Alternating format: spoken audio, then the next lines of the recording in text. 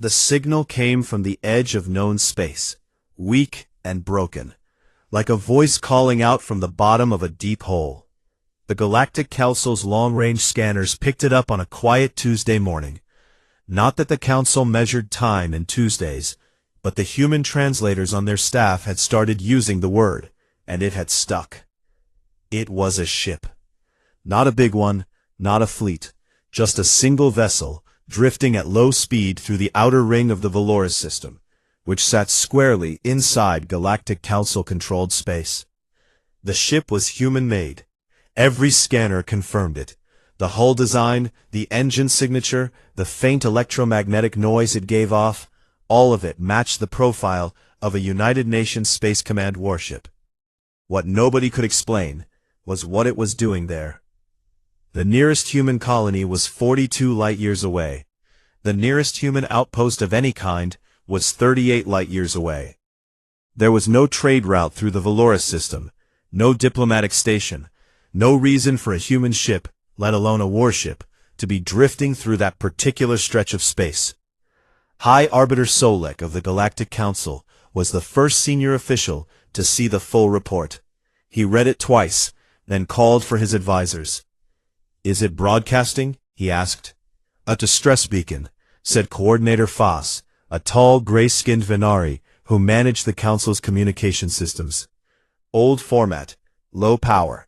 It has been broadcasting for at least 18 hours before we detected it. Crew? Unknown. The ship is not responding to hails. All external lights are dark. Heat signatures from the interior suggest life support is active, but we cannot confirm crew numbers from this distance."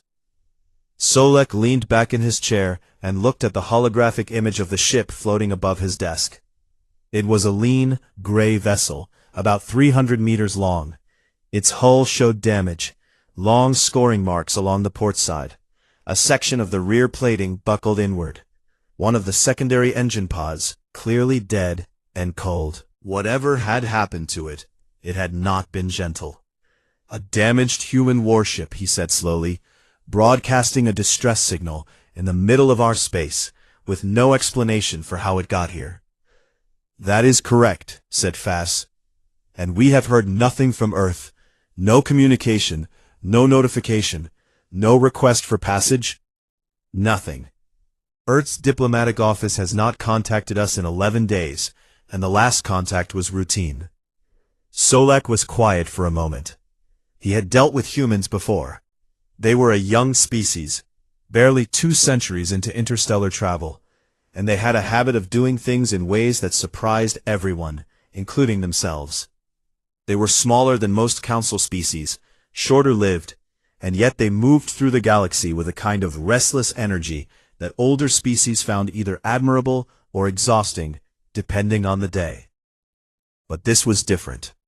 A lone warship, damaged and silent in the middle of council space. This was not restless energy. This was a problem. "Send a patrol vessel," Solek said. "Standard approach. Hail them on all frequencies. If there is no response in 2 hours, prepare a boarding team." The patrol vessel, a sleek council ship called the Measured Voice, reached the human warship 4 hours later. Its commander, a Venari named Ress, had run the approach by the book. Slow and visible, lights on, broadcasting peaceful intentions on every channel the humans used. The human ship did not respond. It just drifted, slow and quiet, turning slightly in the current of the system's solar wind. Up close, the damage was worse than the scans had suggested. The port-side scoring ran the full length of the hull, deep enough in places to expose inner plating. The buckled rear section looked like something enormous had hit it from behind. There were dark stains on the hull near one of the airlock doors. Burn marks, the kind left by energy weapons. "This ship was in a fight," Ress said quietly. "Recent?" asked her tactical officer. "The metal around the damage is still slightly warm. A day? Maybe 2. She hailed the ship again. Nothing. "Life signs? Faint. At least 1, possibly more, deep inside the ship, near what our records say is the command section." Ress thought about this. 1 life sign. A ship that had clearly been in a battle, that had crossed dozens of light-years into Council space, that had been quietly broadcasting a distress signal for nearly a full day without anyone coming to answer it. The humans had sent no rescue. Earth had said nothing. It felt wrong in a way she could not name. But her orders were clear. If there was life aboard, she was to render assistance. The Council had treaties with humanity, and those treaties required it. "Prepare the boarding team," she said. It took another hour to cut through the outer airlock. The human ship's docking systems were offline, and the manual override required them to burn through the seal with a cutting torch. The boarding team of 6 moved inside in full environmental suits, weapons holstered but visible. The interior of the ship was dim, lit only by emergency strips along the floor. The air was breathable, just barely, and cold enough that their breath fogged in front of their helmets. Most of the corridors were empty. Panels on the walls blinked with error messages in a language 3 of the 6 boarding team members could not read. They found her in the command room. She was sitting in the captain's chair, which was positioned at the center of a circular room lined with dark screens and dead consoles. She was human, female by appearance, with short dark hair and a face that was bruised on one side and cut above the left eye. She was wearing a flight suit with the markings of a UNSC commander. Her left arm was held across her body in a way that suggested it was injured.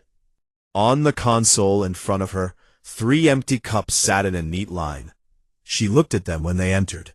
She did not look afraid. She did not look relieved.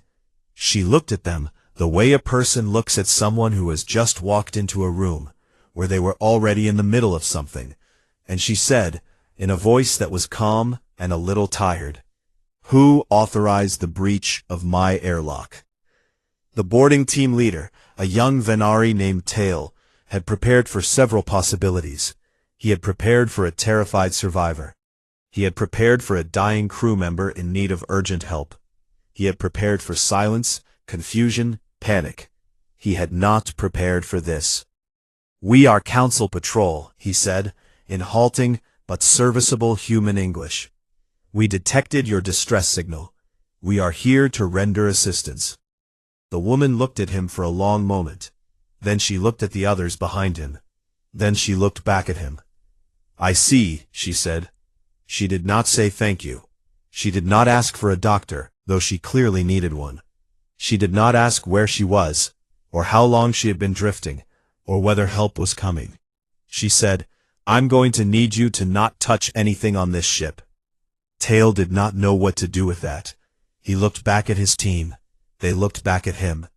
Behind them, through the hull they had just cut through, the cold stars of the Valoris system burned on in silence, and the distress beacon that had been broadcasting for nearly a day went quiet. Nobody noticed that it had stopped. Her name was Commander Yeva Ostrova, and she had been sitting in that chair for 22 hours.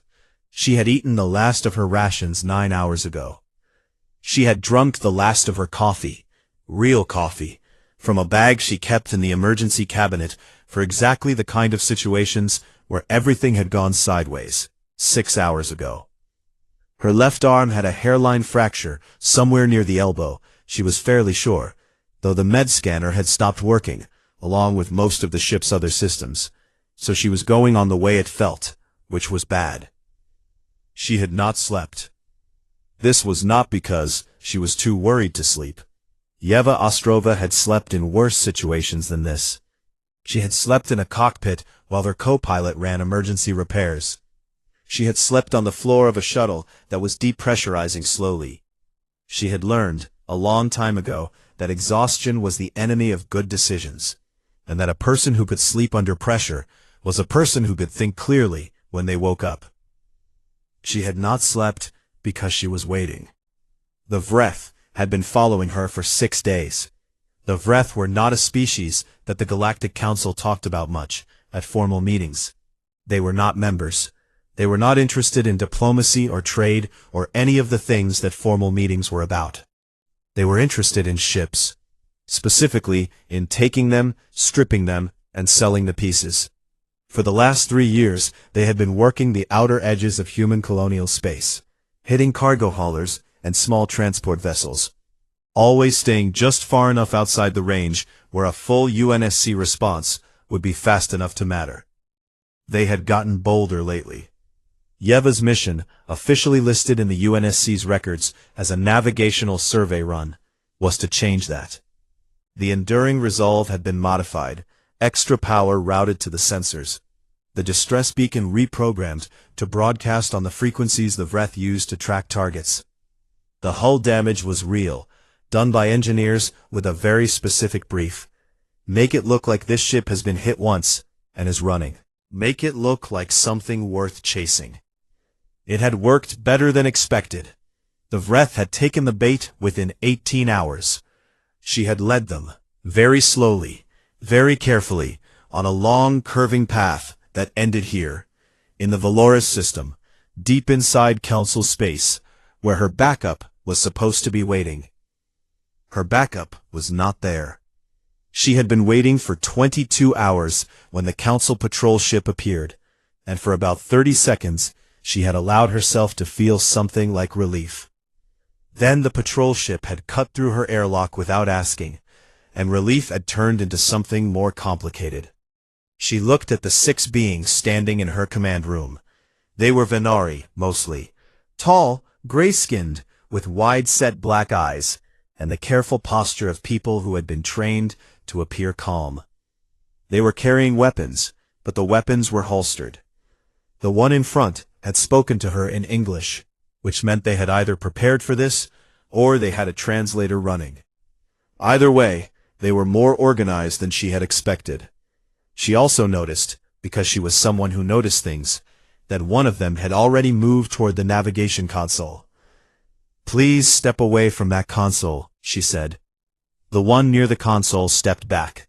The one in front, Tail, she would learn later, looked at her with an expression that she had come to recognize as the universal face of someone who had been told something they did not understand. "Commander," he said carefully, "you are injured. Your ship has sustained significant damage. You have been broadcasting a distress signal for—" "I know how long I've been broadcasting," she said. "I set the beacon myself." A pause. "You set it yourself?" "Yes." "You deliberately broadcast a distress signal?" "Yes." Tail looked at the others, a very brief look, but she caught it. She had been in enough rooms with enough people to know what that look meant. It meant, this person may be confused. Handle carefully. She didn't have the energy to explain right now, and it didn't matter. What mattered was the Vreth, who were still out there, who were still following the trail she had laid for them, who would arrive in this system in the next 6 to 12 hours, and find what? She needed to know what they would find. "Where is the UNSC fleet?" she asked. Tail blinked. "I'm sorry? The United Nations Space Command. Our fleet. The ships that were supposed to be waiting in this system. Where are they?" Another pause. A longer one. "Commander, there is no UNSC fleet in the Valoris system. There are no human ships here except yours." She closed her eyes for exactly 2 seconds. Then she opened them again. "All right," she said. She stood up from the chair, which hurt more than she expected, and moved to the secondary console on the left side of the room, the one that was still partially functional. She pulled up the navigation display. The Valoris system bloomed in faint green lines around her. The star at the center, the 4 planets in their orbits, the asteroid belt between the 2nd and 3rd planets, and at the edge of the display, a cluster of small red dots moving slowly inward. She turned the display so Tail could see it. "Those are Vreth ships," she said. 8 of them, maybe 10 by now. They have been following me for 6 days. This was supposed to be an ambush point. I come in damaged, they follow me in. They find a UNSC fleet waiting for them." She looked at him steadily. "The fleet is not here. So now I have 8 to 10 Vreth warships heading into your space, and no way to stop them, except this ship, which currently has functional weapons on exactly one side." The red dots moved with the slow, patient certainty of something that did not know it should be worried. "Why," he said slowly, "did the UNSC not inform the Council of this operation?" Above my pay grade, Yeva said. I was told the council had been briefed. She could see from his face that the council had not been briefed. She filed this away as something to be very angry about later, when she had more time. We need to contact the High Arbiter, Tail said. Yes, Yeva agreed. And while you're doing that, I need a doctor, a new power cell for the port weapons array, and about 400 grams of anything with caffeine in it. Tail opened his mouth, closed it, and opened it again. You are asking for weapons repairs. I'm asking for a power cell. The weapons are already there. He stared at her. She looked back at him with the flat, patient expression of someone who had been awake for 22 hours and had run out of the energy required to soften things. High Arbiter Solek received Tail's report 40 minutes later. He listened to the whole thing without speaking. When Tail finished, there was a long silence. She set the distress beacon herself, Solek said. Yes, High Arbiter. As bait. Yes, High Arbiter. And she is currently asking us to repair her weapons so she can fight the ships she lured into our territory. Yes, High Arbiter. Solek looked at the holographic display on his desk. The enduring resolve rotated slowly in the image, damage and all, one dead engine pod pointing at him like an accusation. He had a feeling, sitting in his chair in the warm, quiet room at the center of the council station, that something had gone very wrong. Not with the human ship, not with the Vreth, but with the council's understanding of what they were dealing with. He just couldn't say exactly what it was yet. The council's emergency session lasted 4 hours. It would have lasted longer, but Yeva Ostrova sent a message halfway through, informing them that the Vreth advance scouts had just crossed into the outer edge of the Valoris system, and that she would appreciate a decision in the next 30 minutes, or the question would become academic. The High Council chamber was a vast circular room with tiered seats arranged around a central floor, built to hold the representatives of 47 species. At the moment, only 9 were present, the emergency representatives, who could be reached at short notice, and they were all talking at once. High Arbiter Solek stood at the center and waited. He was good at waiting. He had been doing this job for 30 years. He had learned that the most useful thing a person in his position could do, when everyone around them was shouting, was to say nothing, and let the shouting run out of fuel. It took about 12 minutes. The core question, he said, when the room was quiet enough to hear him, is not whether the humans should have told us about this operation. They should have. They did not. That is a problem for the diplomatic teams to deal with later. He looked around the room. The question right now is what we do about 8 to 10 Vreth warships moving through our space toward our station. We have 3 patrol vessels in the system, said Representative Gav of the Shen, a broad-shouldered species from the cooler planets of the Outer Rim. Our nearest combat fleet is 6 hours away. The Vreth will reach the station in approximately 4 hours, said Coordinator Faz.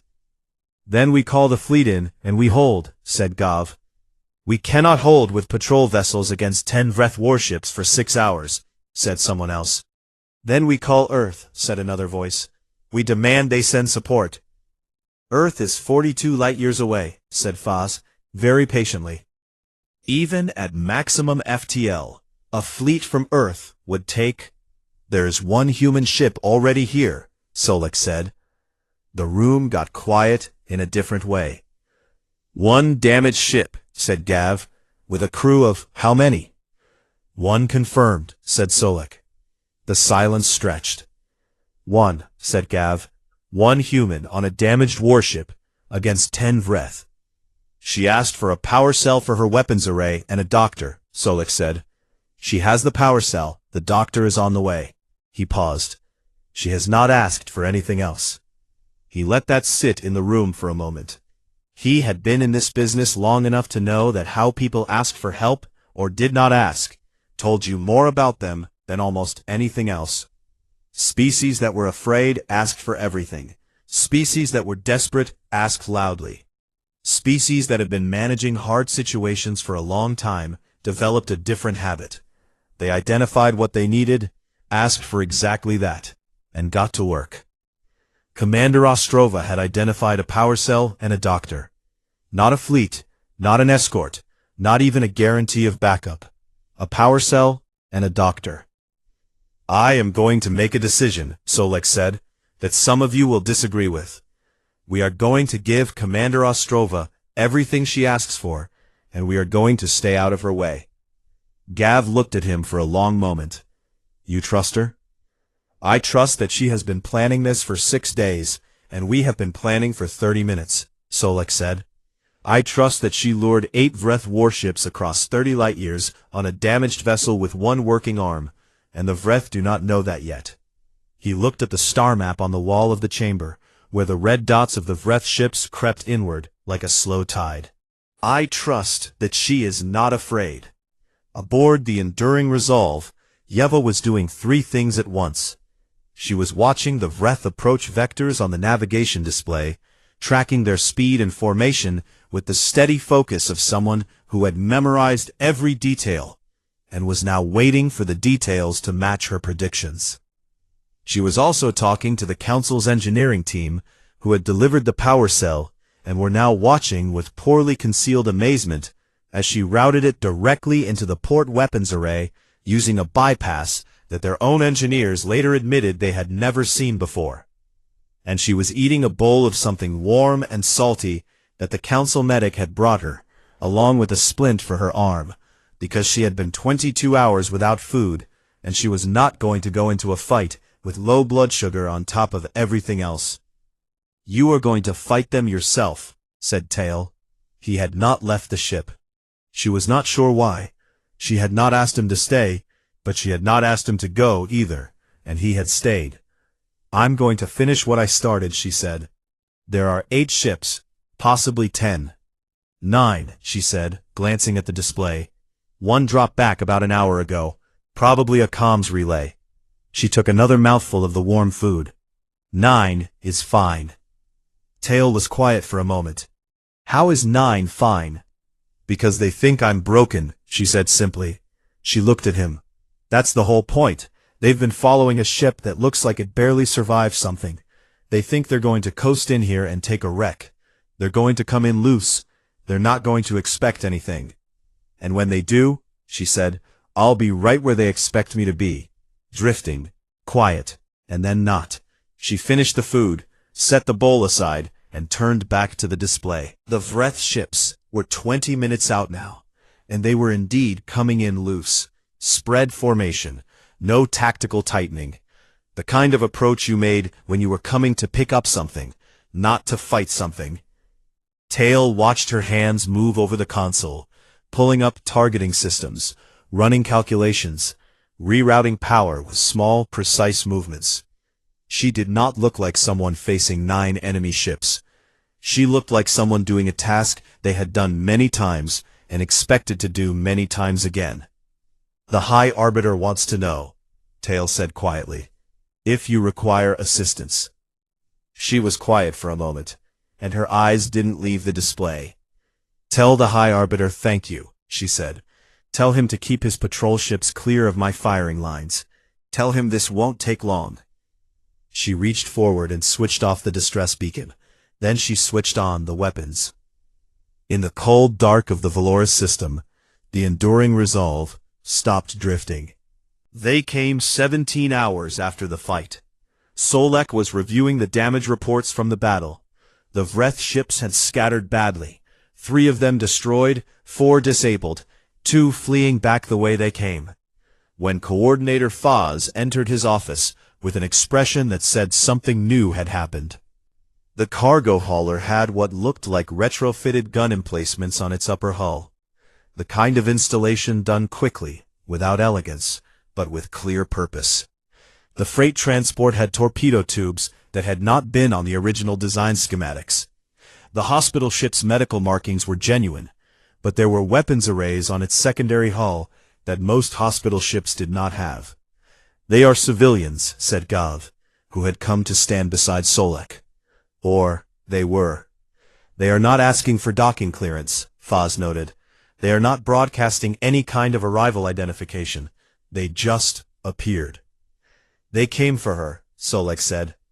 He was sure of it. He did not know how they had known to come. Some message sent before the distress beacon, some prior arrangement, some communication channel the Council had not detected. But 17 ships, all of them visibly armed, all of them from different parts of human space, arriving 17 hours after Commander Ostrova's fight. They had come for her. Or rather, they had come to help her finish what she had started. He hailed them. The response came from the frigate. The officer on screen was a man with graying hair, and the tired, careful eyes of someone who had been awake for most of a day. He introduced himself as Captain Aldrich Sen, UNSC, 7th Auxiliary Response. High Arbiter, he said, with a nod that was polite but not exactly deferent. We received a signal from Commander Ostrova 41 hours ago. We came as fast as we could. A signal, Solek said. What kind of signal? A standard mission update. She told us the trap had been sprung, that the rendezvous fleet had missed the window, and that she was proceeding with the plan. He paused. Proceeding alone, she meant. She fought 9 Vreth warships alone, Solek said. Yes. Sen did not look surprised. He did not look horrified. He looked like a man who had expected this outcome, while hoping for a different one. We didn't think she could take all of them. We thought we'd arrive to help clean up. It seems we weren't needed for that part. What are these ships, Captain? Your fleet includes a hospital ship, a cargo hauler, a mining tender. Seni glanced off screen for a moment. 7th Auxiliary isn't a standard fleet, High Arbiter. We're a volunteer response group. When Ostrova's signal went out, these were the ships that could get here in time. He said it simply, without pride or apology. A real fleet would have taken 4 days. We took 17 hours. Solek looked at the 17 shapes on the scanner. He thought about the cargo hauler with its welded-on gun mounts. He thought about the retired colonial transport, brought back from wherever retired ships went, crewed by people who had decided this was worth doing. Why, he asked. He meant it genuinely. Why come at all if the fight was over? Seni looked at him steadily. Because she was still in your space, High Arbiter, and she hadn't checked out yet. Solek let that sit for a moment. He thought about what it would take to assemble 17 ships in 17 hours. Not a government order. There had not been time for a government order. Not a military command. The 7th Auxiliary was not a military unit. This was people, individual people, looking at a signal from one of their own, and deciding to go. Some of them had come in ships that were barely weapons platforms, in ships that had been retired, in ships designed to carry ore, or medicine, or food. They had brought what they had. They had come anyway. I would like to speak to Commander Ostrova, Solek said. She's sleeping, Seni said. She asked not to be disturbed unless the Vreth came back. Of course she is, Solek said quietly. He closed the channel and stood for a moment, looking at the 17 shapes on the screen. The hospital ship drifted slowly at the back of the group, white and calm among the scarred and modified hulls of the others. Gav came to stand beside him. The big Shen representative was quiet for a long time. They are not afraid of us, Gav said at last. No, Solek agreed. They are not trying to impress us. No, they just came. They just came, Solek said. He thought about the Council's long history of managing relations between species, the careful diplomacy, the status games, the endless negotiations about who had the bigger fleet, and who had the older civilization, and who had the right to speak first in a room. He thought about how much of that history was built on the assumption that everyone was trying to look strong. And he thought about Commander Ostrova, who had sat alone on a damaged ship in enemy space for 22 hours, and whose first question to the people who found her had been about who had authorized the breach of her airlock. She had not been trying to look strong. She had simply been doing a job. Tell the 7th Auxiliary they are welcome in Valoris, he said. Give them docking clearance. Make sure Commander Ostrova has a proper medical team when she wakes up. And after that? Foss asked. Solek looked at the 17 ships one more time. After that, he said slowly, I think we need to have a very different kind of conversation with Earth, than the ones we have been having. Yeva Ostrova woke up in a hospital bed that was slightly too wide and slightly too soft, in a room with pale green walls and a window that looked out on the docking ring of the Valoris Council Station. For a moment, she just lay there, letting her brain catch up with her body. Her arm was in a proper cast now, not the field splint. The bruise on her face felt less angry. Someone had cleaned her up and put her in a medical gown, which she regarded with mild suspicion. She looked out the window. 17 ships were docked in the ring, or anchored on short tethers nearby. She could see the angular silhouette of the 7th Auxiliary's frigate, and beside it, the familiar bulk of the old colonial transport, and beyond that, the white hull of the hospital ship catching the pale light of the Valoris star. They had come. She had not been sure they would make it in time. She had sent the signal because that was what you did. You sent the signal, you updated your people, you told them what was happening, and you let them decide. She had not sent it as a cry for help. She had sent it because Aldrich Sen was a good officer, and he deserved to know the situation, and because if she did not come back, someone needed to know where the Vreth had gone. But they had come, 17 ships from wherever they had been, in 17 hours. She sat up, found a glass of water on the bedside table, drank half of it, and reached for her boots. The meeting was held in the council's main conference room 3 hours later. It was a large room, formal in the way that rooms built for important conversations are formal. High ceilings, a long table, seats for more people than were currently using them. High Arbiter Solek sat at one end. Yeva sat at the other, her arm in its cast resting on the table, a cup of actual coffee in front of her that someone had sourced from the 7th Auxiliary's galley. Several other council representatives were present. Captain Sen sat to Yeva's left. Tail was there too, she noticed, sitting quietly along the wall, not at the table. Solek opened the meeting. Commander Ostrova, he said, the council has some questions. I imagine so, she said. Let us begin with the simplest one. Why did the UNSC not inform the council of this operation? She looked at him steadily. I was told you had been briefed. I now know that was incorrect. I have filed a formal complaint with the UNSC Command Review Board.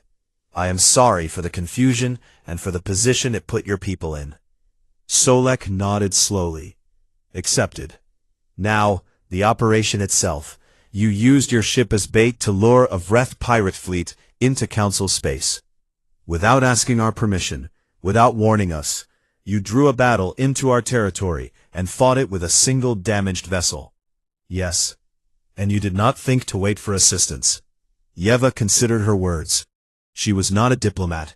She was a UNSC officer who had been doing hard things in difficult places for 15 years.